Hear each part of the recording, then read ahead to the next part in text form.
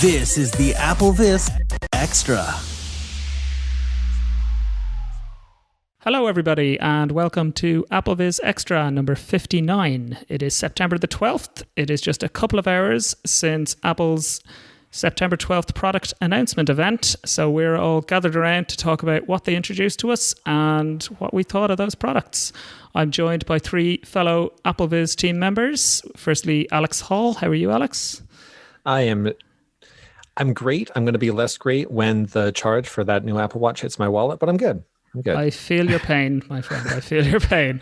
Also joined by Tyler Stephen. How are you, Tyler? I'm good. Great to hear it. And of course, Scott Davert. How are you, Scott? I'm doing good. I can feel my wallet crying already, though. Tell me about it. So it's just been a couple of hours. We've had a time recording, so it's we've had a couple of hours to digest what Apple showed us, I guess. They started the event in the usual way with a video. I believe, from what I could tell, it was somebody navigating on a bike through Apple campus to make their way to Steve Jobs Theatre using Siri navigation and so on. And people online are saying it was a very funny video. It would be nice if they had audio description for those inserts. Take their word for it, I guess. It just occurred to me watching today's that they don't have audio description. That would be nice. But anyhow, Tim Cook came on stage and the usual kind of opening, told us, how great iPhone has been over the last couple of years and so on. They're now up to 2 billion iOS devices, which is a kind of an amazing number, isn't it? It really is. In 10 years now? 10, 11 years? Yeah, 11 years. It's absolutely incredible. And he talked a little bit about retail as well and the fact that over 500 million customers per year into retail. So yeah, the usual kind of updates that they kick off. And he then set some expectations right at the start and said, we'll be talking about two products today. So we knew iPhone and Apple Watch. There were going to be no iPads and no Macs in this event. So who knows? We might be talking again in October. Who knows? But for today, it's Apple Watch and iPhone. And Apple Watch was what we got first. The Series 4 Apple Watch is what we are onto now. Yes. Alex, you really want an Apple Watch, I think it's fair to say, isn't it? I think really want is an understatement. I'm kind of mad that they don't have them on the way right now. You got to wait. And I guess briefly, we'll just hit on why. Because I've got the Series 2 right now and it's, swim with it. So it does the waterproof thing. It's got the GPS and all that fun stuff. But I got the chance to use the Series 3 a few weeks back just for a few minutes. And that was great. That Series 3 is a lot faster than my 2. Now, Apple claims that the Series 4 is up to 2 times faster than the Series 3. So jumping from a 2 to a 4 is going to be big. Another thing they did, the sensors are better. Just all the stuff is better. It's thinner. It's got cool heart things, and I just want one. Yes. Do you know what struck me as well about the Apple Watch now versus when it launched is they had this really key kind of focused message now. They kept talking about these 3 key benefits, stay connected, stay fit, and stay healthy. Basically are the kind of the 3 key focus points of this watch, which is, I think, it shows that the product's really maturing now. And to cover some of the key features of this, we've got now edge-to-edge display. So it's following the iPhone into that area, which means the device is roughly the same size, isn't it? But the screen is bigger. That was my impression. They said the casing is thinner, but they didn't actually say what the dimensions were. Looking at the product releases, the screen sizes are now 40 and 44 mil instead of 38 and 42. Mm-hmm. And the bands are compatible, which leads me to believe that the casing can't really be that much bigger. Yeah. So I'm going to assume that it's mostly all in reducing bezels. Yeah. We're not sure. That's the impression I got. And I am glad to hear that it's thinner because it was a little bit on the thick side before. Yeah. And so and that edge to edge, I'm going to be now a bit on the fence. I have a Series 0, so my thing is just horrible. Wow. Since OS 4 kind of came on it. So it takes 20 seconds for VoiceOver to wake up sometimes.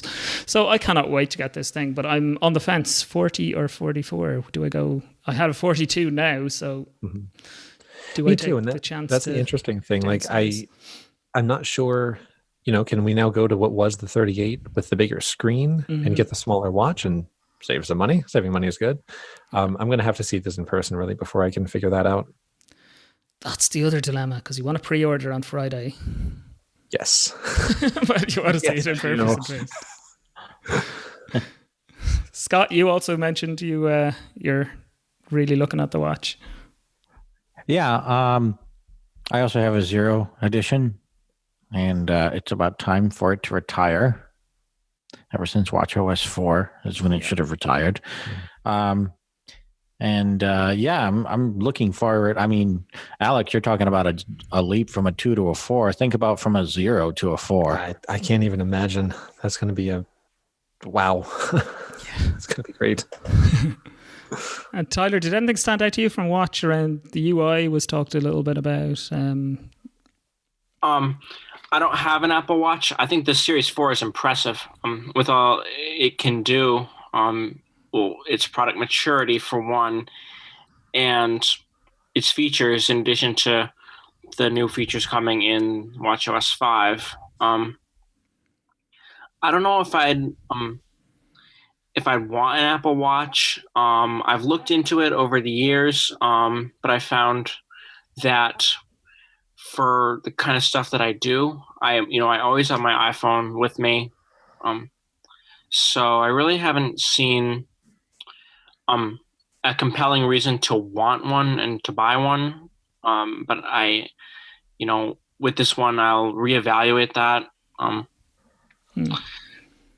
Yeah, it's fair enough. I've always been a little bit I've always had the Apple Watch, but I wouldn't be one of the absolute evangelists for it, but I do like it. So you like it, but don't love it, correct? Yeah, and so if I'm going to wear a watch, it may as well be an Apple Watch, and I do like to wear a watch. Because I don't really, I don't typically wear watches or things on my wrist. I love my iPhone, I love my Mac. But yeah, that's I don't have an Apple Watch. I never really owned a watch. That's fair, and I think it's. Alex, is it fair to say that the old kind of the carousel, I think they called it, where the home screen of apps and all that those kind of apps are dead on Apple Watch now? It's all about watch faces and complications. I think so. I think you're right there. Lyft recently discontinued theirs. There's a few others that are just kind of going away. Speaking of watch faces and the UI changes you mentioned, that's another thing that really excites me about the 4. With the bigger screen, Apple is introducing a bunch of new watch faces, and I don't care at all about the stupid fire and water and whatever. I don't know. Bubbles. Some magic visual effect stuff. Who cares? But the cool thing is they have a couple new faces that are meant specifically for more complications. One of these faces can show 8 complications at once. Now, I've got the modular face, and I'm sure you do as well. And it can show, what is that, 5? I think 5. So having 3 extra slots is going to be wonderful, especially because it looks like developers are able to add more stuff to them and show you more details without having to open apps. So if I could have home give me a quick little status update, right on the face, or weather, give me more details, whatever it is. One of the things that I love about the Apple Watch is the, so to speak, at a glance information, or at a touch in our case, I suppose. You don't have to open anything. You just raise your wrist and touch on the part of the screen the information is, like middle for weather or bottom for calendar. And you have the information. You're done. There's no unlocking. There's no nothing. Yeah. I love that. That is one of the big selling points for me. So having 3 more slots for more information is a huge advantage, and is one of the reasons that I really want to get this thing apart from all the other reasons. Yeah, it does look cool. And it even looks like some of the complications will be larger or something. Are they able to carry a bit more information? Yep. I'm going to be on the fence a little bit again here, because up to now, have used the simple watch face because I have some usable vision, and that's the one face where I can actually look at the clock and read the time. But then I only get 4 complications on that screen. So I'm going to... That's going to be tough. What do I do? So I'll have to see when the watch arrives, and play around with the different ones. But as well, now that they make it so easy to just swipe between watch faces, so you can have your at work watch face and your working out watch face, and kind of so on as well. Yeah, I'm looking forward to that too, because that's one thing that's slow on the Series 1 and 2 and 0 is watch face switching is quite a process. It takes a while, so it'd be good to have that faster. Absolutely. Scott, are you of a similar mind when it comes to complications and watch faces? Or Yeah, I mean, with the auto speak, if you turn it on for all 8 complications, it's going to sound like you're reading a Stephen King novel with voiceover, which is a bit excessive. Oh, wait, we're going to get to that with the iPhone. Yeah, you know, the complications is one thing for me, but one of the things that I really like is the new crown that's going to give you feedback, because sometimes it's hard to tell with voiceover. You know, whoops, did I turn it too far? Not far enough. Exactly. Yeah. So it'll give you little haptic kind of clicks, so you'll know like how many kind of clicks you've turned the wheel. That's going to be really cool. Will be, especially if you have crown navigation enabled, so you can use the crown to swipe through the screen. That'll be a lot better. Yeah, absolutely. Which I didn't for that reason, because it was like, you know, I would turn it too far, not far enough. At least now I know, you know, how far I'm turning it. So, you know, that's a selling point for me right there, just having that feedback. I hadn't even thought of that, but that's a great point.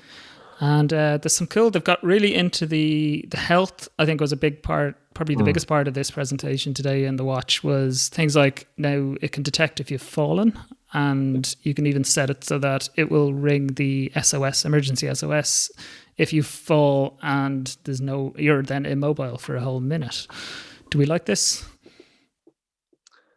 I think it's going to be great for people who, you know, are seniors specifically. You know, and not only that, but yeah, if you're working out and stuff, you can fall down. Here's my question, though. Let's say I went and got one that was not the cellular. I just had the GPS, and my phone is out of range. Does that mean then that I cannot even use emergency SOS, or is there a way that can happen, like through Wi-Fi or something? I would imagine it's the same as it is now, is it, in terms of SOS? It should be, because basically if you're in Wi-Fi range, you're good. I left my phone at work a couple of weeks ago, actually overnight. And as soon as I got home, I was able to unlock my lock and get messages and all that right on my watch because I was within a known Wi-Fi network. Now, if you're at the gym and you don't have Wi-Fi there, or you haven't joined it, you could be in trouble. Yeah, it's still...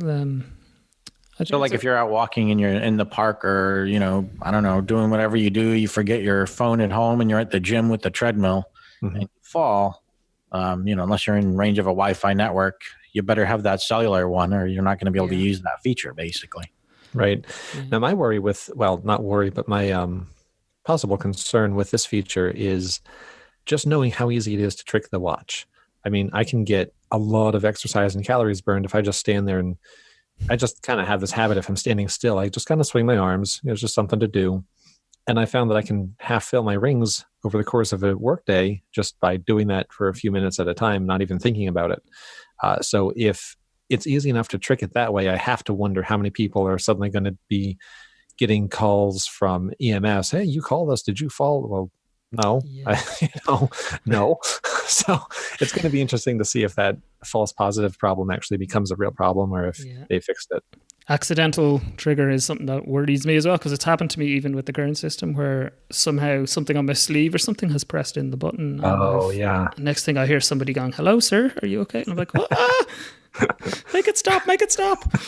So I don't know that you'll have too many false positives. I mean, they talked about how much research has gone into this. They didn't elaborate on it, but you know, if it detects that you're moving, within 60 seconds, then it won't automatically call. You can close it.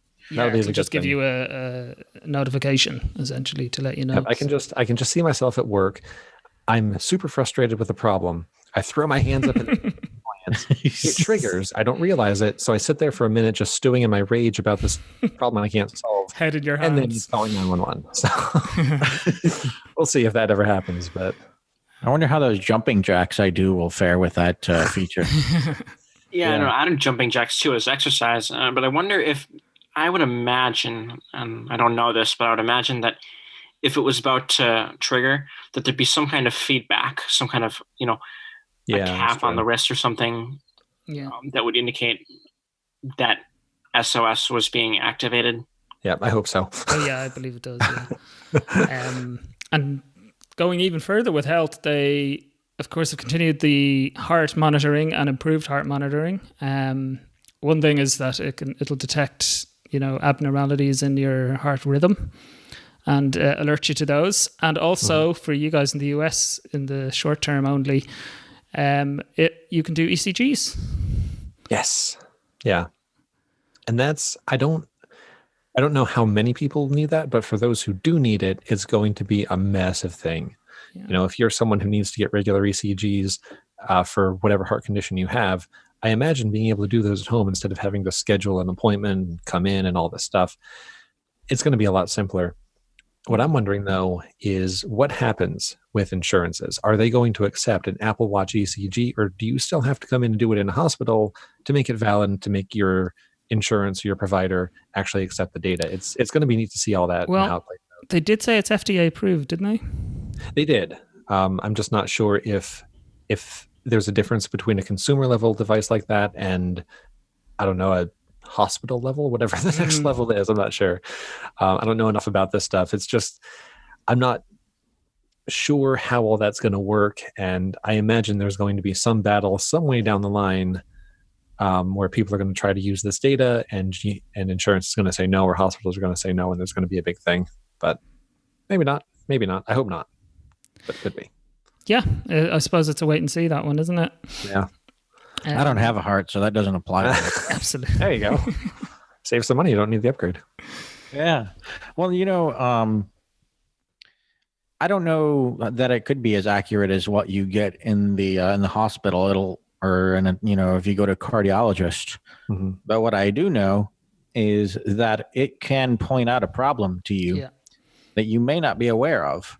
And that was the whole thing with the heart rate monitoring. And they made a good point. They talked about, when your heart rate speeds up, we'll give you a notification, but it can also get too slow. And that's equally as important. If you're not getting enough blood to the rest of your body, that can really cause a lot of problems, just as many as having, some kind of a cardiac event the other direction. So true. I don't think it's going to replace some of the medical hardware. I'm not a doctor and I don't work for a hospital or anything, but I think what its appropriate use would be, or at least that would be the way I would plan to use it. It's a surface level thing. It's, okay, I'm going to go for my checkup.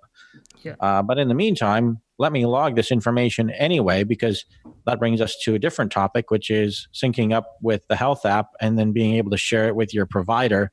If your provider, as mine does a lot of the support for digital and encrypted data sharing. Yeah. I think you're absolutely right. It's a tool to kind of help you monitor, and then it might warn you. It might be the difference between whether you decide to go to the doctor or not. So now I wonder and I worry that there may be some false alarms with this. But the WebMD syndrome. Yeah, right. Exactly. On steroids, because now this is on your wrist and it's directly telling you, your heart rate is, whatever it is. And, does the general public even know what your heart rate is supposed to be? Or is Apple going to even, give you a little bit of an education before you start using it? Yeah, your heart rate should be somewhere between, I think, was it 60 and 100 at resting? Mm-hmm. So, but again, if you don't use it very often, let's say, for example, my resting heart rate, I don't know, I think it's like 60 something, whatever it is.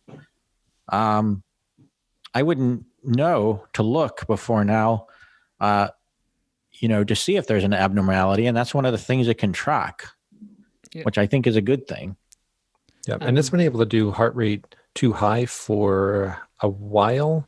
But heart rate getting too low is new. The rhythm is new, and the ECG is all new. So we've seen some examples already on, the various news sources of people saying that they went to the hospital because their Apple Watch warned them, and it was actually a very serious thing and it saved their lives.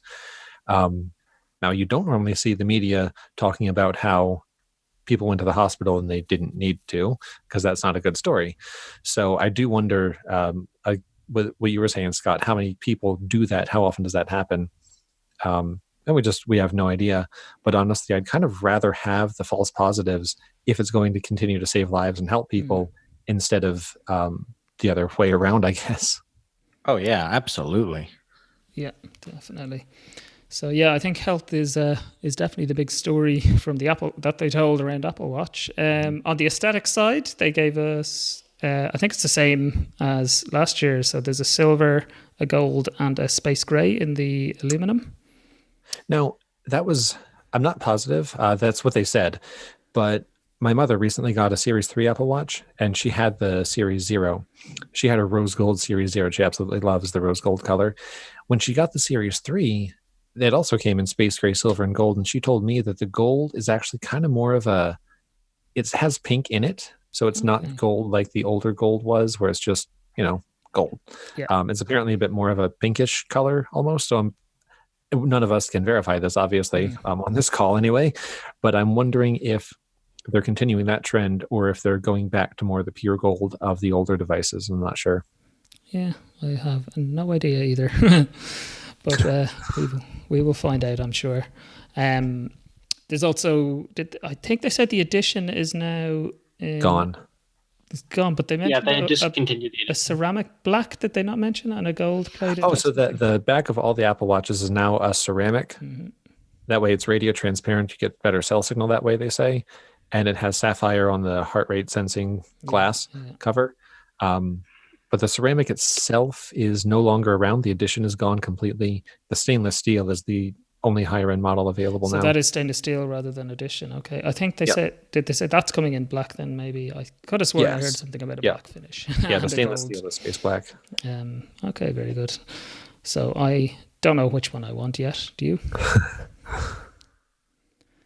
Yeah, the other thing that I really am hoping, as somebody with a hearing impairment, I really want that speaker to be louder because if I'm in anything other than an absolutely quiet environment, I struggle a lot to hear my Zero Edition Apple Watch. But not only do I hope the speaker is louder, I hope the Bluetooth output audio level is higher because I had the same problem even when Bluetoothing directly from my hearing aids or a Bluetooth receiver when I was recording WatchOS 3 podcasts. It was very low. So I'm hoping they've also raised the volume at some point with the Bluetooth connectivity. That'd be good because they did mention the speaker itself on the watch is 50% louder. At least. So yeah, hopefully the Bluetooth output can be improved as well. Any final thoughts on Apple Watch, or shall we move on and talk about the iPhone? No, the one other thing that I'm looking forward to is the new processor is the 64-bit version, which will be interesting. But they updated the tracking sensors, the motion sensing stuff. They said it can sample up to 8 times more, I believe. And I'm just pulling these numbers out of memory right now. Don't have my notes in front of me. But that is huge. So a lot of the motion-based stuff that it uses to determine how many calories were burned, that should be more accurate. I think I mentioned before, I swim with my watch all the time. So I'm looking forward to having more accurate stroke detection and pool length counts and that sort of thing. So that'll be really good too. If you are someone who does a lot of stuff with your watch where the motion tracking is important, that's definitely something to consider. And we didn't say yet, but all of this and the battery life hasn't changed. I know people were hoping it would get longer, but it at least has stayed at the same 18 hours as the previous generations. Yeah, actually, I'm with you. I certainly I'm happy enough with the battery as it is. If I'm getting a whole day out of it, I think I'm pretty happy with that. I don't know about you guys. Yeah, I mean, I charge it every night. Thing is, when I get the 4, I'm going to start using it for a lot more. I'm going to be hooking up my AirPods to it and doing things that I'd normally rely on my phone for. So I think that 18 hours is going to drop a lot faster than 18 actual hours. So we'll have to see how the battery stands up to. Yeah. They did say workouts are up to 6 hours, I believe now. Yes. Yep. You can do that. Yeah. And if for anyone interested, it starts at $399 for the GPS version and $499 for the GPS Plus cellular version. We also should probably mention that the third edition is going down to $279 now. Yes, very good point. Yeah, if you don't need all the, or if you're not sure whether you want to spend all that extra money, $279 is a little bit more of an attractive price, and third edition isn't horrible by any means. No, it's a really good watch. And also don't forget that a bunch of used Series 1s and 2s are about to hit eBay and all the other markets. So keep an eye out for those if you want an intro device just to see if you like it. Oh, yeah. And what I was hoping to see was quicker charging. I use my Apple Watch when I sleep so that I have an alarm to wake me up. And so when do I charge it? If I'm in the shower, I want to be able to use my Apple Watch because when I have my hearing aids out, I hear nothing. If I can set up some kind of a smart home, I would like to know when my smoke alarm goes off. So when do I charge it? You know what you need? What you need, Scott, is 2 Apple Watches. I was about to say, exactly. Well, hey, if you want to help fund me with that, I will gladly accept your assistance. Oh, God. I believe it's available is it pre-order this Friday, the 14th of September? Yep. And Pre-order then Friday, available 21st. Friday, 21st. right? Yeah. Okay. Yep. Very cool. So I think that is us done with Apple Watch. Next was Tim Cook came back on stage and, of course, talked about the iPhone. He started by kind of recapping what made the iPhone 10 last year so different to what had gone before. And I suppose then went on to introduce Phil Schiller, who introduced the iPhone 10s and iPhone 10s X. I can't say it anymore. This is going to be a problem. The iPhone 10 Those are weird names. S Max. It's a bit of a mouthful. Not the 10s Plus. No, not the Plus, which is That would have been too easy. Not only is that a mouthful, but it's a handful. It is. Yeah. The phone, I mean, Massive. 10X Max. 10s Max. 10s Max. So the iPhone 10s is the same size and dimensions as last year's iPhone 10 with faster processor, better camera, the usual kind of updates, I think it's fair to say. Yeah. And then alongside that, we get the 10s Max, which is essentially the same phone, but with a larger screen. So the iPhone 10s will be in a 5.8 inch screen, and the Max has a 6.5 inch screen, I believe. Is that correct? Yes. And then there's a new color. So on top of the silver and space gray from last year, it now comes in gold. One thing that I think is interesting is in previous years, the S has generally introduced a new feature. So say Siri in the 4S, Touch ID in the 5S, and 3D Touch in the 6S. This year, they haven't quite gone with that pattern. They've gone with the standard updates. Do you think that's fair?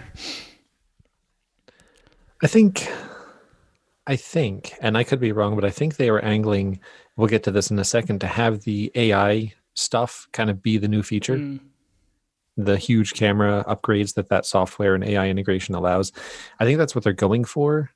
Their problem is in years past, they've kind of positioned that kind of upgrade as standard. So now we all expect it.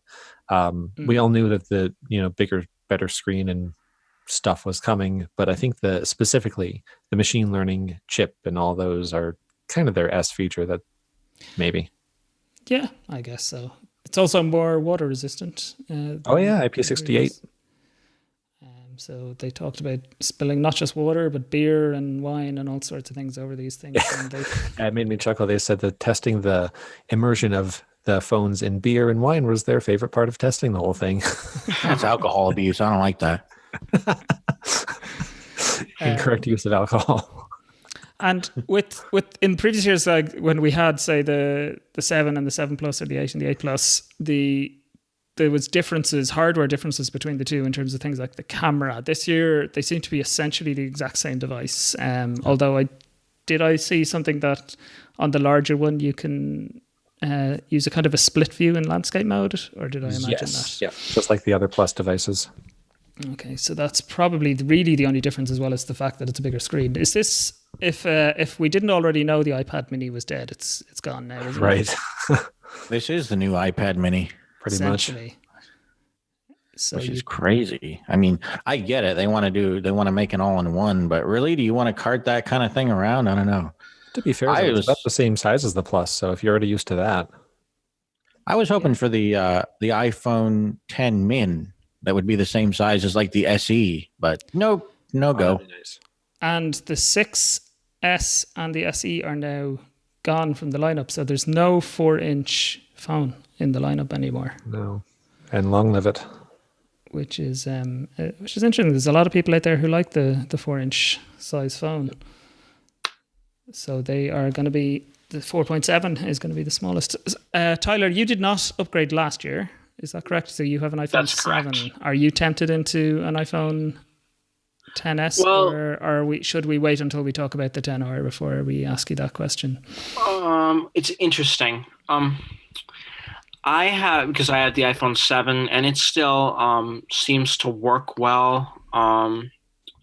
Although the performance of the A10 Fusion chip and battery won't last forever. So, I mean, if my battery, say, goes down to a capacity where it would have to be throttled, I will not replace the battery. I will most likely replace the phone because I'm going on 2 years with this iPhone, and that's about the amount of time I spend with an iPhone on average before replacing it. One of the reasons that I didn't upgrade last year was that, for one, on the iPhone 8, it didn't seem like a compelling enough upgrade, and also with the iPhone 10 being positioned as the future of the iPhone with Face ID and the 5.8-inch display, I had some questions about Face ID, and because right now I really like Touch ID. I like the fact that I can just put my finger on the home button and get in. And one of the things I heard about Touch ID, or the first iteration of Touch ID in the iPhone 10, was that if someone was laying down or they were if they weren't positioned exactly right, it was more likely to fail. So I figured that I would try to wait out this transition from fingerprint biometric scans to facial recognition. I can vouch for that actually as an iPhone Yes, 10. I think I actually either read it from you or David Goodwin's review, and probably from others too, that there's a higher rate of fails with Face ID than Touch ID. And because I really like Touch ID, and as of now, my 7 works well.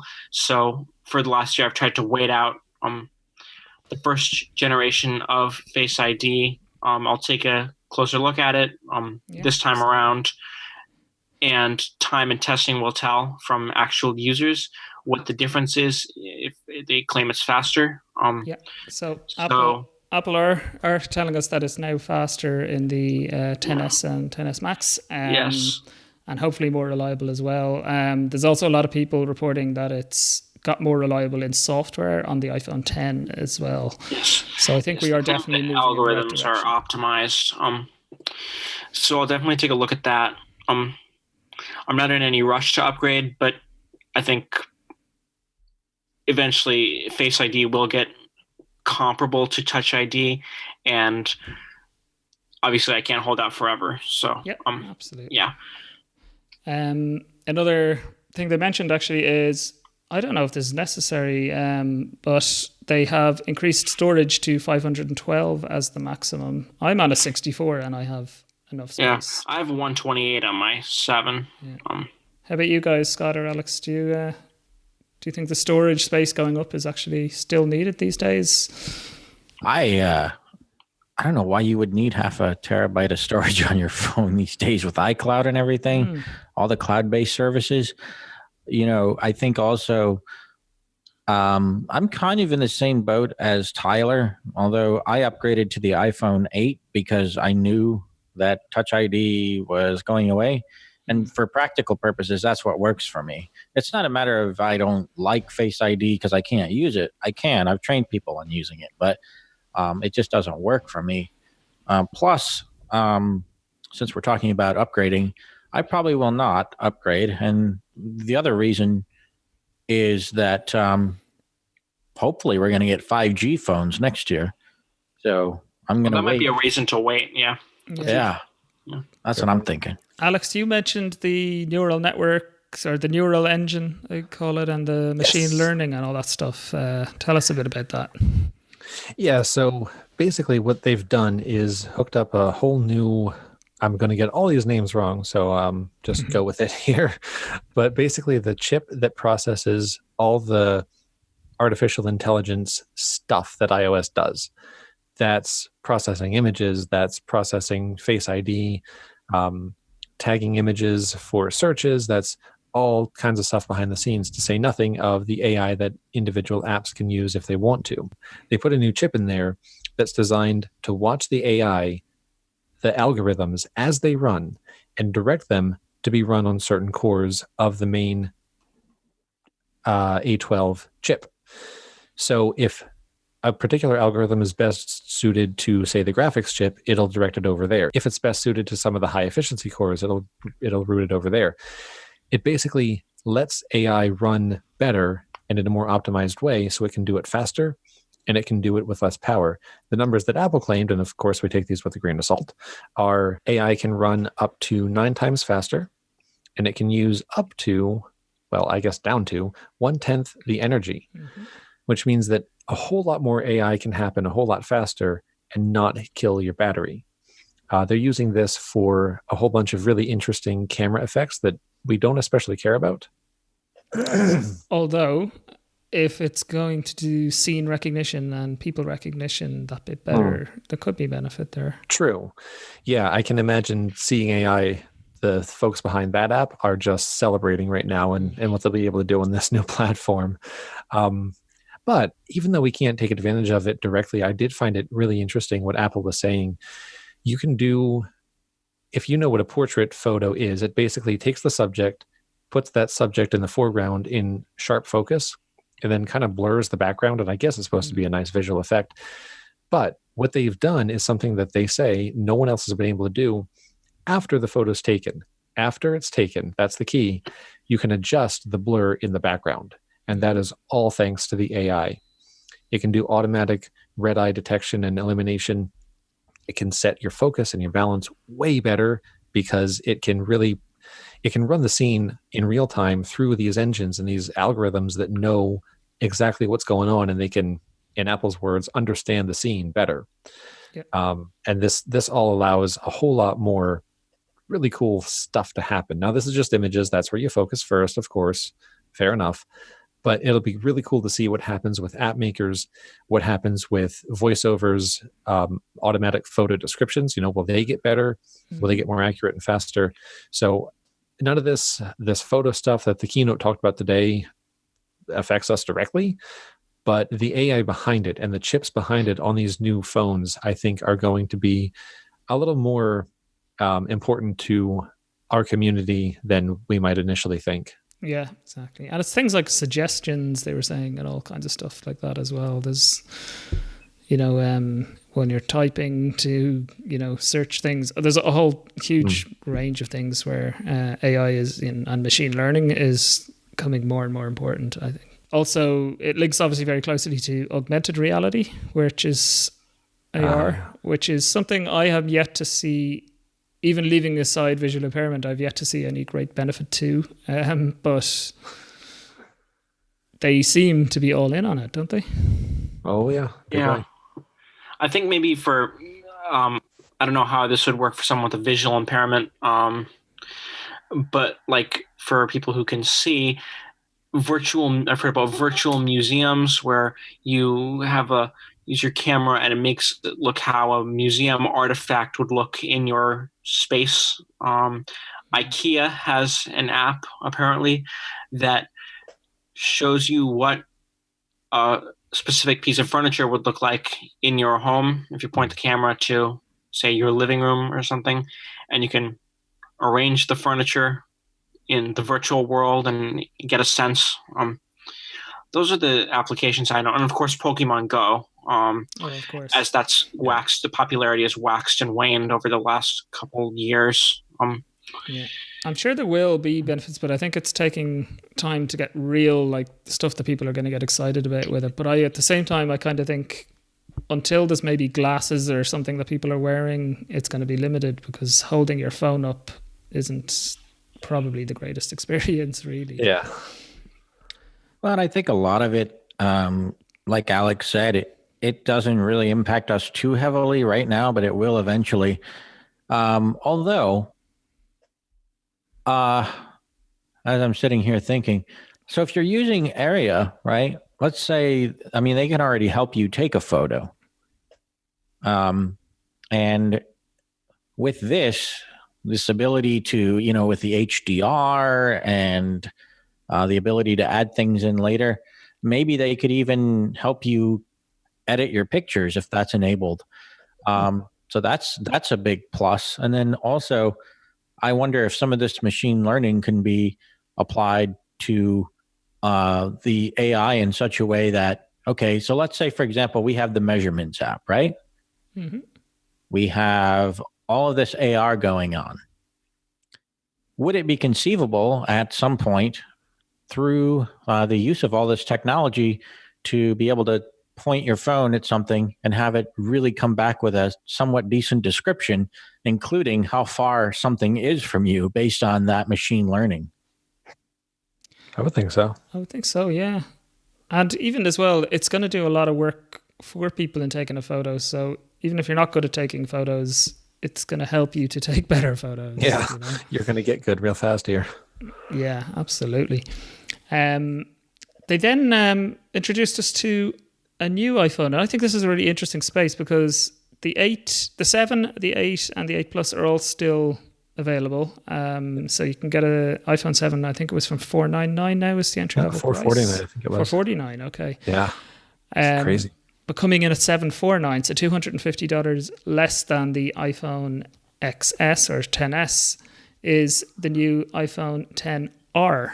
So this is a whole kind of new, the size is in between the XS and the XS Max. It's a 6.1 inch edge-to-edge display phone, but it is sort of pitched as a more entry level than the other two because it's an LCD screen and it's aluminum rather than stainless steel. They seem to be the two standout kind of differences. And then you can get it in different colors. Yay, colors.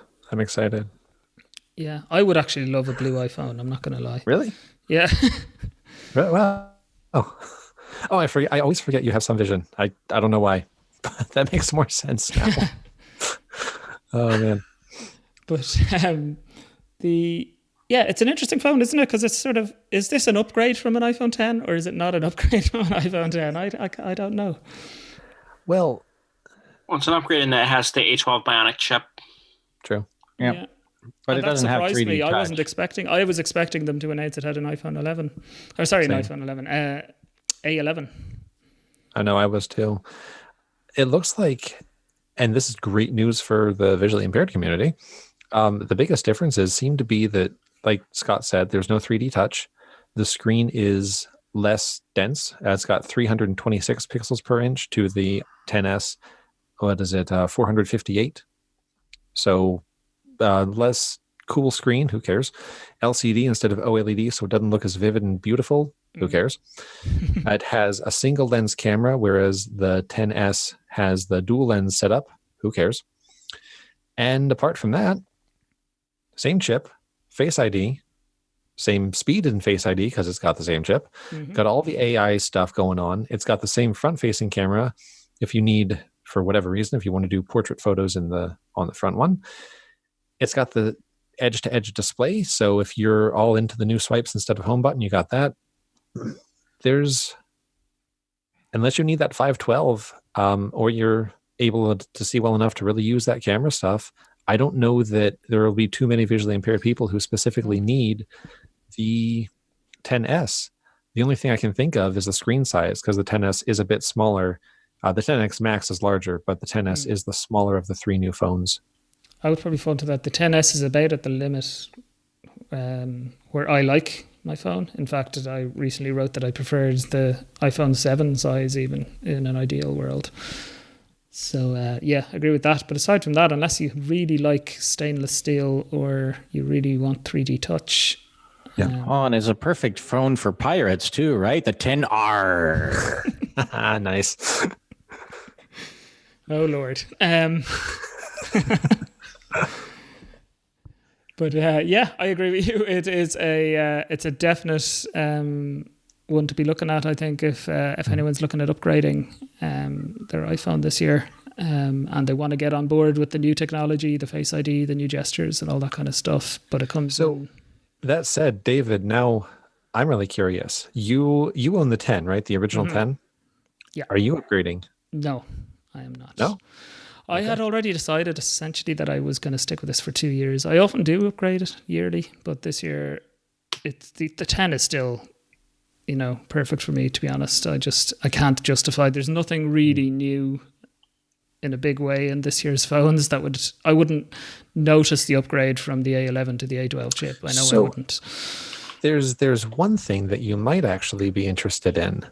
I believe wallet already hates you, Alex. Stop it. Yeah, it could go either way with this one. Dave, you recently wrote a blog post, I believe, where you had a fight with a flower pot and your phone lost. Mm-hmm. One of the things we haven't mentioned yet is actually all of 3 new phones have what Apple says, and again, grain of salt, is the toughest glass on any smartphone in the industry. So, might be worth looking at. Possibly you could save yourself some money down the line by upgrading now. They do tell us that every year, of course. I know. It's always the toughest. The toughest glass, the most advanced iPhone we've ever made, the most impressive iPhone we've ever created. Yep. That's beautiful. And it's gorgeous. No, do you know what I did, Alex? I put a case on it. That works too. So I think I'm going to stay away from the iPhone upgrade this year. How about you, Alex? I know the other 2 guys are not. Oh, I have the same phone as Tyler. I've got a 7 128 gig. I've got to say, when I got it, I thought I'd be using a lot more storage, but it turns out between deleting Audible books I don't read anymore and often streaming my iTunes purchases instead of downloading them, I rarely fill up even a quarter, half of that. So I'm surprised there. All that aside, I wasn't going to upgrade this morning. Having seen exactly what the 10R is, I'm a little more tempted. I'm not to the point where I am with the Apple Watch Series 4, where I'm basically begging Apple to take my money. But I'm not also at the point I was this morning where there's no point in upgrading. I don't want it. I don't care. I probably won't, in all honesty, once kind of the wow factor wears off here in a few days. But it is really tempting because my 7 cost the same amount 2 years ago when I got it, because again, I got the 128 storage, so that tacked on some more money to the purchase price. For the same amount, I could get Face ID, I could get the swipe gestures, I could get wireless charging, which I don't have and I'm kind of intrigued by. So I'm almost tempted to upgrade more for it's new and I want to play with it more than for the practicality, because my 7 still works just fine. It runs everything. iOS 12 works great on it. There's no problem. But I'm kind of tempted, and I hate Apple for being so good at marketing, but I got to say, it's kind of working right now. Well, you have some time, Alex, because the XR is not available until October. Yeah. So, whereas the XS and XS Max are available for pre-order on Friday the 14th of September and release on the 21st. So you have time to think I do. about it. And one other quick thing that we never mentioned that would be possibly of interest, the 10 you're right, this is hard to say. Isn't the it? 10S and the 10S Max. I don't know about the 10R. They didn't say. But those 2 higher end phones actually have new speakers. Yes. Their stereo field is supposed to be more separated. So it's a wider field. It's supposed to sound better. And the speakers overall produce better sound. They didn't say how. They never gave us numbers. They didn't say it's better bass, better anything. They just said better. So who knows? But that's one thing that I noticed when my 7 came along, and one of the reasons I got it was I was intrigued by the stereo speakers. And I've never liked them because the bottom speaker is so much more powerful than the top one that any kind of stereo effect is kind of out of balance and doesn't really come through that well. And if you step a few feet away from the phone, you can't tell it's there at all. So who cares? So I'd be really interested just to hear the stereo effect on the new phones and see how that is. Yeah, because the 10 is actually already pretty good. So you're right. It will be interesting to see if they've moved forward yet again. Yeah. Well, and you have the stereo microphone too. So true. if you're, somebody who had those 3D hook recording things, you may not need them anymore. Android's had this for years. It's been a long time coming. I'm actually surprised it took Apple this long to do stereo recording. I know. Yeah, that's very true. So that sort of completes the iPhone lineup, I guess. So we start at the iPhone 7 now, starting at $449. You can get the 8, the 8 Plus. I'm not sure if there's a 7 Plus. I assume there is. I think so. An 8 Plus. And then you can get the XR or the 10R, the 10S, and the 10S Max.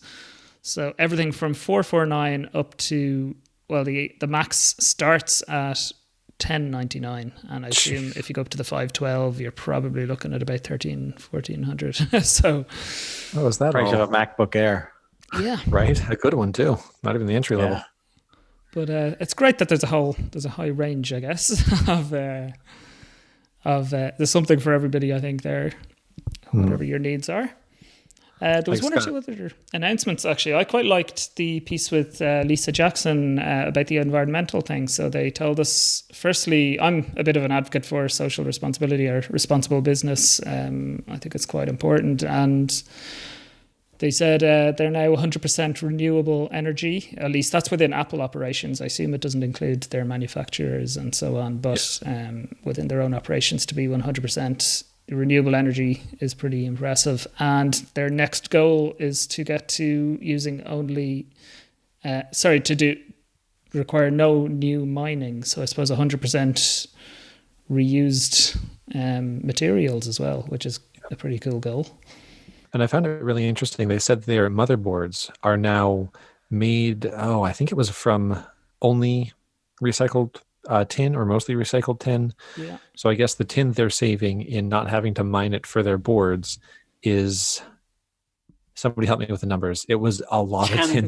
Was it like a ton or something? Tons or cubic tons or something. That was like 10,000 tons a year. 10,000 tons.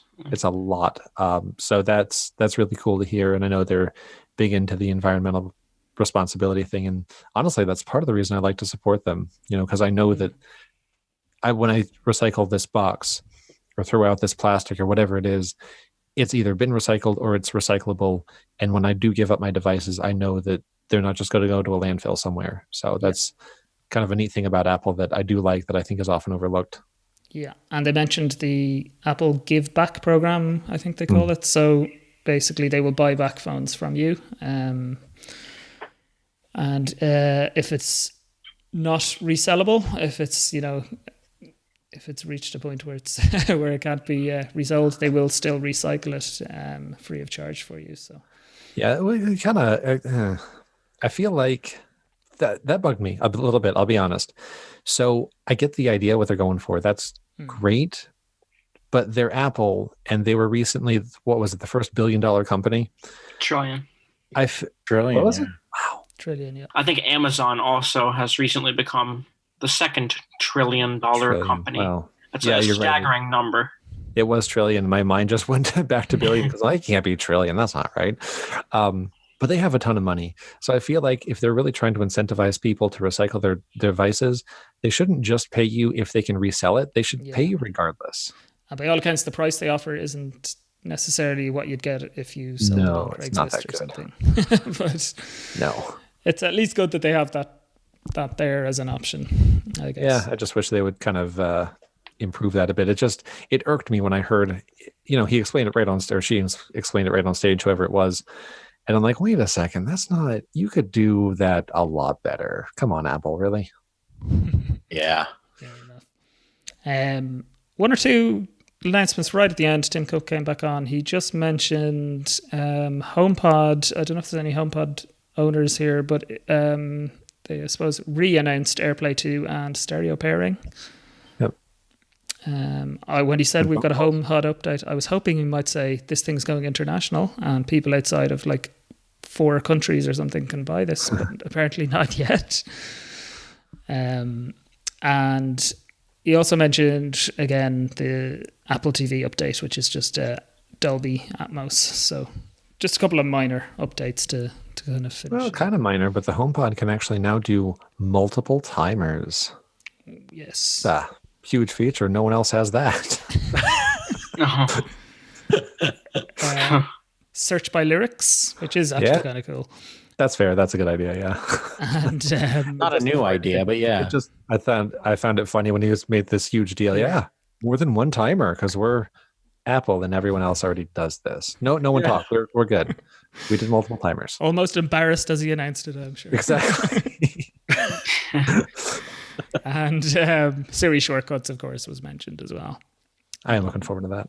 Which I suppose, in a sense, it does potentially, anyway, open up to HomePod to being as powerful as, say, the skills on the Amazon one. I'm really hoping, and I don't know that this would actually push me into getting a HomePod. They do sound very good. My parents have one, but I'm hoping it's going to get a lot of the functionality like Google Home and Echo have.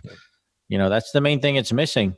We talked about this before, where, you know, it's great that I can have Apple play things from Apple Music, but I can sit there on my Echo and have it play from Spotify. I can have it create a Pandora radio station. I can do, of course, Amazon Music.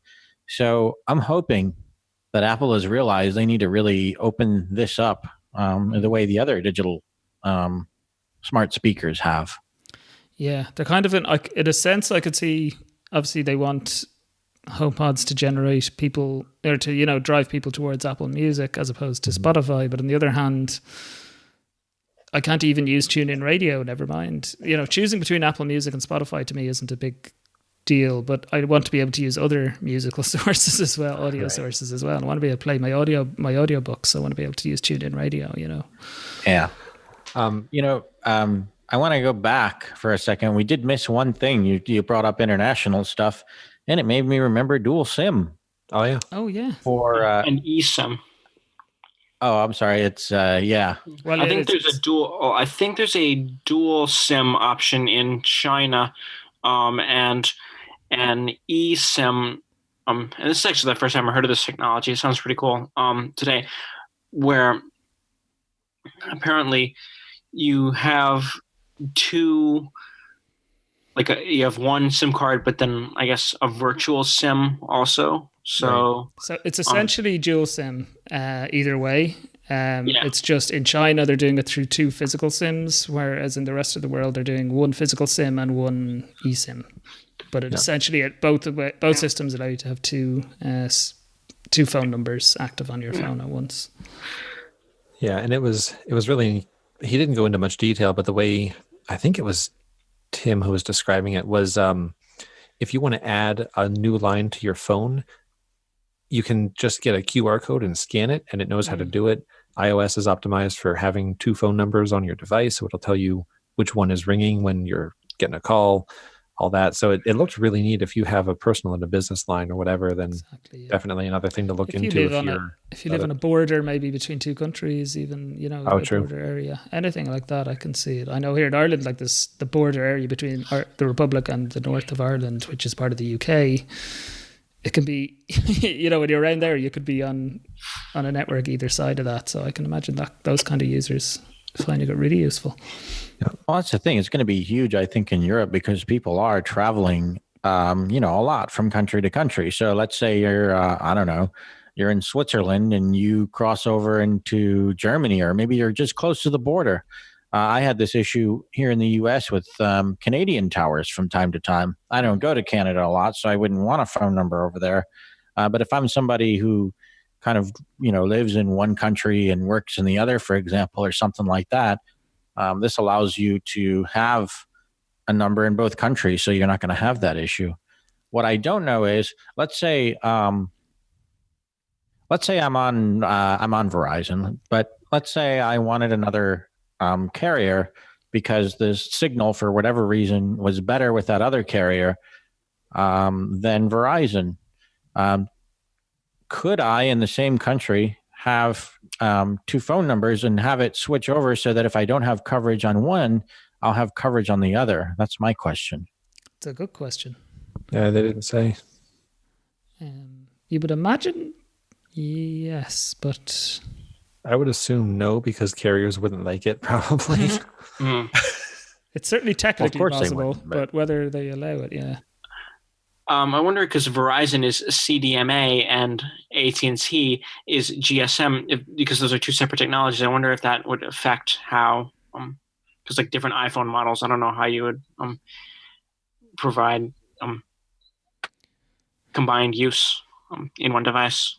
Yeah, No idea. We shall have to wait and see on that one too. I had one other comment I wanted to make, and I thought about leading in with this, but then we got started, and that's fine. So for the first time, I was able to actually pay attention to the keynote today. I mean, really pay attention like in real time without reading Twitter. I mean, I really caught the whole thing. Now I'm having some issues with my ears, and so audio that's anything other than crystal clear is a real problem for me right now. But I'm like, well, I'm going to go through it anyway. So I went to the Twitter. They broadcasted it on Twitter. And I had no idea this was enabled. I went in there, I hit play, and guess what pops up on my Braille display? The words of what they're saying. No way. They captioned the keynote. Wow. And you have to be a fast Braille reader to keep up with this. But it worked, and it was amazing to me. It was the first time I've ever really been able to follow an event like that in real time. Now, I couldn't really tweet or do anything like that, of course. Couldn't move your hands at all. No. Well, that's the thing. It's a real-time feed. So once it's gone, it's gone. And they do need to work to improve that. But I just thought that was great.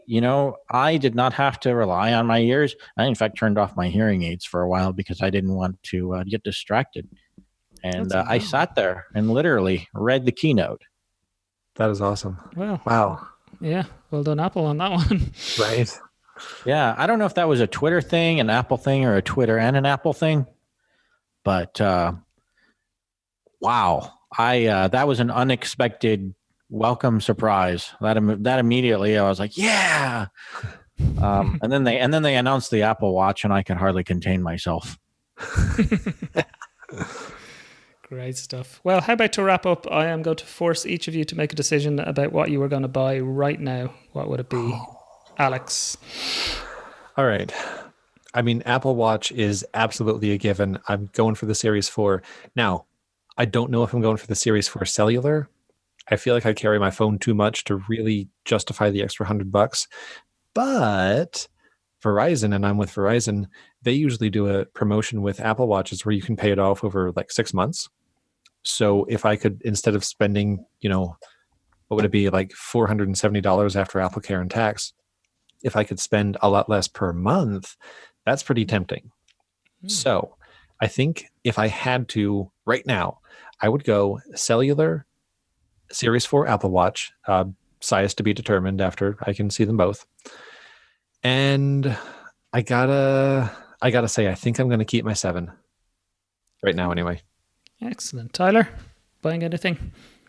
Not immediately.